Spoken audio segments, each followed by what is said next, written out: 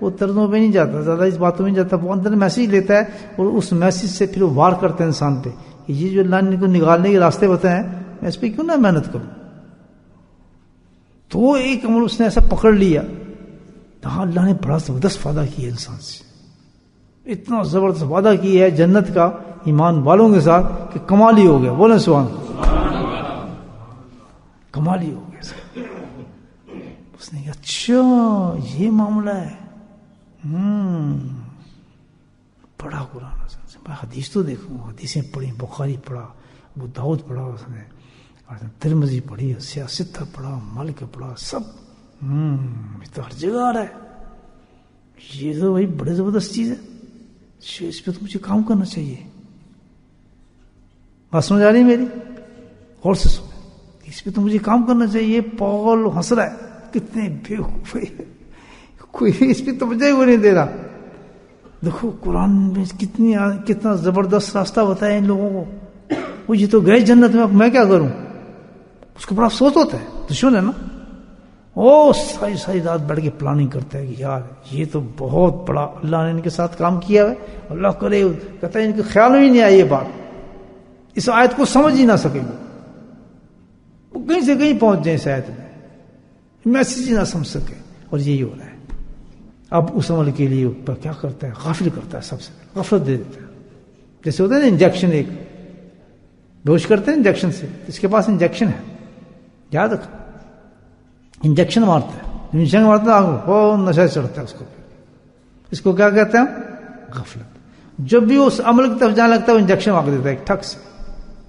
جیسے ہوتا ہے کہ آدمی نشے جب آنے لگتا ہے ہوش میں تو پھر اس کو ایک گولی دیتے ہیں، کیا کون سی گولی کہتے ہیں، جس سے نیند آ جاتی ہے، اور پھر اس کو نیند آ جاتی ہے اور پھر اٹھنے لگتا ہے، ڈاکٹر پھر اس کو گولی دیتے ہیں، سو جاتے ہیں، درد پتہ نہ لگے. اس نے ایسے انجیکشن تیار کیے ہوئے ہیں کہ جہاں بھی اس کا عمل کی طرف دھیان جائے غافل کر دو اس کو. آیت کو سمجھ نہیں رہا اس کو تو غافل کر دیا، یا پھر مشکل کر دیا اس کے لیے، بہت مشکل ہے بھائی، نہ یہ تو بڑا، حالانکہ بہت آسان ہے نا یہ تو، یا اس سے نفرت پیدا کر دیتا ہے. یہ سب کچھ ہو رہا ہے، نفرت پیدا کر دے اس سے، کیا ہے کیا ہے، یا اس کی اہمیت کو ختم کر دیتا ہے ہی نہیں ہے، اس کیا اتنی بڑی بڑی چیزیں جی اس میں کیا رکھا ہے جی، حالانکہ قرآن سب جگہ نہیں چھوڑ، جس میں کوئی ہے نہیں، اتنی اہمیت نہیں. اور کوئی چلنا شروع کر دیتا ہے تو اس کو ریورس لاتا ہے، وسوسے پیدا کرتا ہے. اور تجھے پتا بھی ہے تو ٹھیک کام کر رہا ہے، اور تجھے پتا پاگل دے کیا ہو رہا ہے،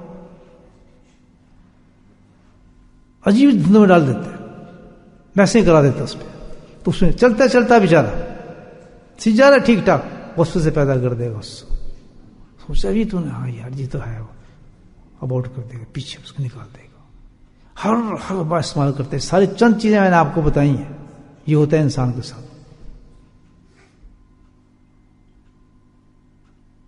وہ کیا عمل ہے بھائی جس کے ساتھ یہ وہ کام کر رہا ہے اور اللہ نے اس پہ جنت کا وعدہ کیا ہے؟ وہ کون سا عمل ہے؟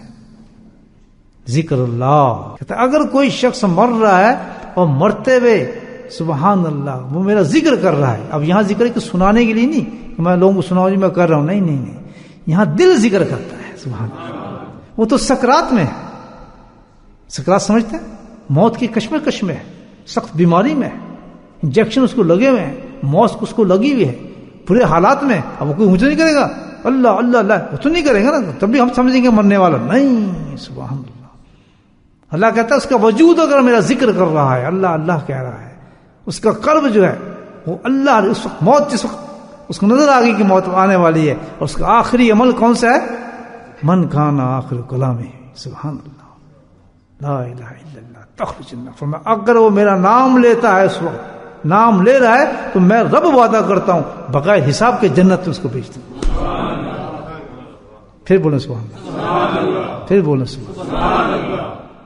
آج بستر پہ گئے تو ہمارے منہ سے کلمہ نکل ہی نہیں رہا، اللہ کا ذکر ہو ہی نہیں رہا، ہم اپنے دل کی طرف توجہ کر ہی نہیں دے. اس لیے صوفیہ کرام نے بتایا کہ یہ ذکر جاگنے والا نہیں ہے، یہ تو جب مرنے کے قریب جاؤ تو اپنے دل میں اللہ اللہ کرتے جانا ہے. تم صوفی حضرات یہی نہ سمجھو ہمیں دل میں تصویر چلانی ہے، یہ دن میں جو محنت ہم کر رہے ہیں تسبیحات کی اور جو مراقبات کر رہے ہیں جو ذکر کر رہے ہیں واحد اس لیے کر رہے ہیں کہ ایک وقت آنے والا ہے رات کا، میں نے جانا ہے بسترے پہ اور میں نے مرنا ہے.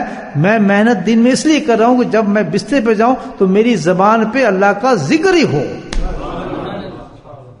جو آدمی یہ نہیں کر رہا بیشک سارے دن ذکر کر رہا ہے اور سوتے اس نے ذکر نہیں کیا اور بالکل فیل ہے. بولے سبحان اللہ. گھر اپنے گرے والوں کا منہ اب ذرا کیا کر سوچتے ہیں لیٹ کے.